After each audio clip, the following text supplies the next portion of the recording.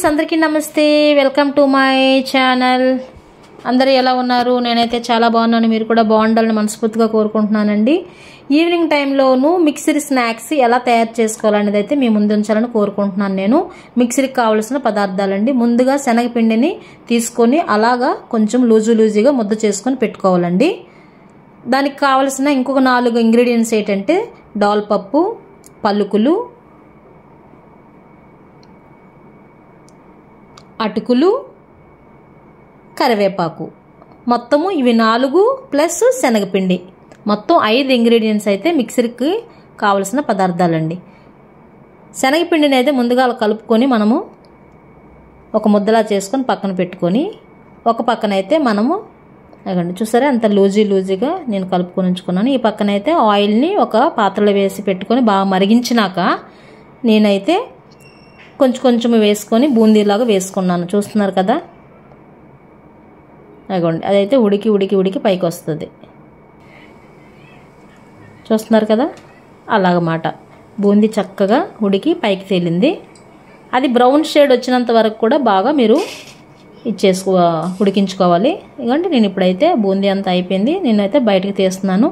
ఆ కలర్ వచ్చినంత వరకు మిక్సర్కి మెయిన్ అండి ఆ కలర్ అయితే రావాలి, బాగుంటుంది. అప్పుడు మనం తినడానికి కూడా చాలా బాగుంటుంది. ఆ విధంగా మీరైతే మిక్చర్ని ఆ విధంగా బూందీని చేసుకొని పక్కన పెట్టుకోవాలి. ఓకేనండి, చూస్తారు కదా, నేనైతే ఇంట్లో ఉన్న పాత్రలతోనే నేనైతే వాడానండి. అయినా చాలా బాగా వచ్చింది. కొంతమంది అయితే అందులో తిన్ని సోడా వేసుకోవచ్చు, లేకపోతే లేదు. ఓకేనా, కొంచెం వేసుకుంటే బాగా ఉబ్బుతుంది. ఓకేనండి, అయితే అయిపోయింది. తర్వాత నేనైతే ఇవ్వండి అందులో కావాల్సిన పదార్థాలు ముందుగా పల్లీలు అయితే వేసాను. పల్లీలు కూడా చక్కగా నేను కలర్ మారినంత వరకు కూడా నేను వేపుకుంటున్నాను. చూసారు కదా, ఎక్కువ మాడిపోకూడదండి పలుకులు. అదండి ఆ కలర్ మారినంత వరకు తీసేసి పక్కన పెట్టుకోవాలి. తర్వాత అటుకులు వేసుకొని వేయించుకోవాలండి. 1 by 1 అండి, ఒకటి అలా వేసుకొని మనం వేపుకొని పక్కన పెట్టుకుంటూ ఉండాలండి. ఫస్ట్ పలుకులు వేపిస్తాం కదా, తర్వాత అటుకులండి, అది కూడా కొంచెం కలర్ షేడ్ అవుతుంది. అవి కూడా వేపుకొని మనము తీసి మనమైతే పక్కన పెట్టుకోవాలండి. తర్వాత ఇప్పుడు వేపిన శనగపప్పు అయితే వేస్తున్నాను. వేపిన శనగపప్పు కూడా చక్కగా మనము వేయించుకోవాలండి బాగా. ఎందుకంటే మిక్చర్కి మెయిన్ ఏంటంటే అవన్నీ కూడా మంచిగా ఏగితేనే మిక్చర్ బాగుంటుందండి, కొంచెం మెత్తదనమైనా బాగోదు. కాబట్టి ప్రతిదీ కూడా బాగా వేపుకోమని నేను పదే ఎందుకు చెప్తున్నానంటే బాగా వేగాలి. ఇది అందరికీ తెలిసిన వంటకమే కాబట్టి అందరూ కొంచెము బాగా వేపుకొని తీసుకోవాలి. లాస్ట్లో నేనైతే కరివేపాకు వేసానండి. కరివేపాకు కూడా బాగా వేయించుకోవాలి, మాడిపోయినట్టు కాదండి, కొంచెము మనకి చిటపటలాడుతుంది. అలాగైతే తీసుకొని మనం అన్నీ కూడా ఒక పాత్రలోనే వేసుకోవాలి.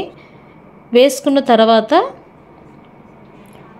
దానికి ఉప్పు కారం అనేది అయితే కంపల్సరీగా మనము వేసుకోవాలండి. ఆ వేడి ఉన్నప్పుడే ఉప్పు కారం వేసుకుంటే మిగిలిన పలుకులకి, కరివేపాకుకి, డాల్పప్పుకి, అటుకులకి వీటిలన్నిటితో పాటు బూందీకి కూడా పడుతుందండి.